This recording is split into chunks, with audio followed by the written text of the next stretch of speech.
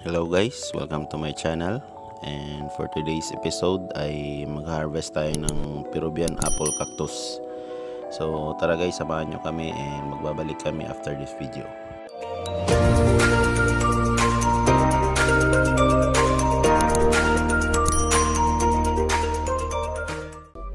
Okay guys, welcome back to our channel.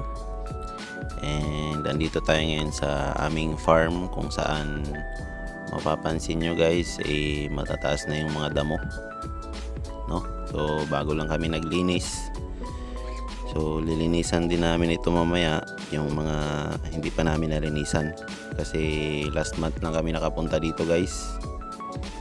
Hindi kami makabalik-balik due to alam nyo na, yung COVID, kaya stricto sa daan. So lilinisan muna namin ito guys, and then mamaya mag-harvest kami ng mga pups na ibebenta namin online.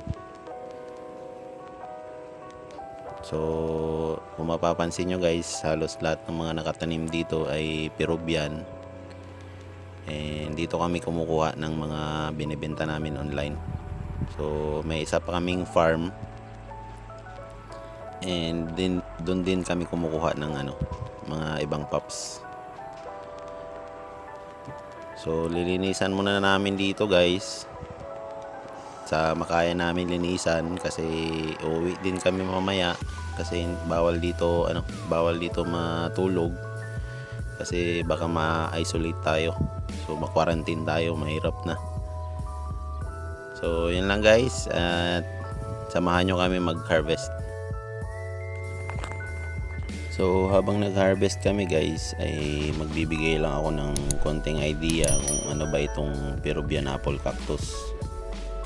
So itong Peruvian apple cactus guys is a columnar cacti na kung saan namumunga din siya na pwedeng makain o edible yung kanyang bunga. So para rin siyang dragon fruit guys, pero yung kanyang bunga hindi ganun kalaki sa dragon fruit. Para lang talaga siyang apple ang ang kalaki ng kanyang bunga. So madali lang din ito siyang alagaan guys, hindi naman siya ganun ka-sensitive kung makuha nyo lang yung kanyang kanyang paraan kung paano siya alagaan ng tama para mabuhay natin siya. Kung halimbawa naman guys na gusto nyong umorder ng Peruvian cuttings, pwede nyo kaming i-visit sa aming Facebook page na ilalagay ko sa description box, and pwede nyo kaming i-message doon guys kung gusto nyong umorder. At kung gusto nyo namang matuto guys kung paano alagaan ng Peruvian, pwede nyo kaming i-follow by subscribing to our channel, and pwede nyo ring i-click yung notification bell para ma-update kayo kung may upload kaming bagong videos about Peruvian. So siguro guys by next month is gagawan ko rin ito ng video kung paano namin siya pinaparami through cuttings. So pinagpuputol namin ito guys, na kung makikita nyo sa video puro putol siya kasi mas mabilis siyang mag-produce ng pups kung pinuputol. Kasi kung hindi natin ito puputulin, tuloy-tuloy lang yung pagtaas niya, and may chance na hindi siya ganun kabilis magbigay ng cuttings.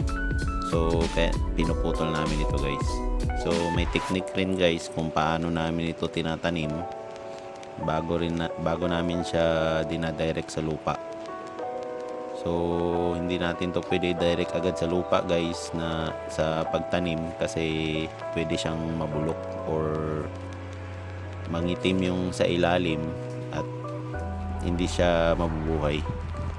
So mag-harvest muna kami guys, and titignan natin mamaya kung ilan yung mga na-harvest natin lahat-lahat.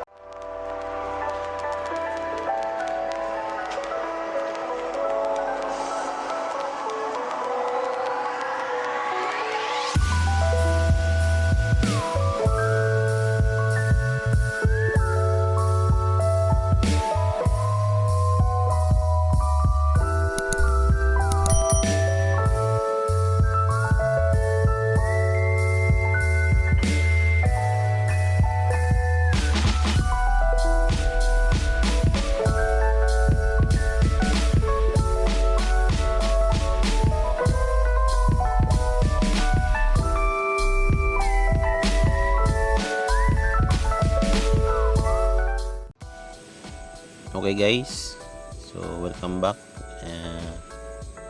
Ito na lahat yung mga na-harvest natin guys, and nasa 50 plus ito siya lahat. So hindi pa namin kinuha yung iba kasi maliit pa, so hindi pa siya pasok sa size na pwede ibenta. Okay, so yun lang guys. Thank you for watching, and Merry Christmas and Happy New Year sa ating lahat. Maraming salamat, and see you in the next episode.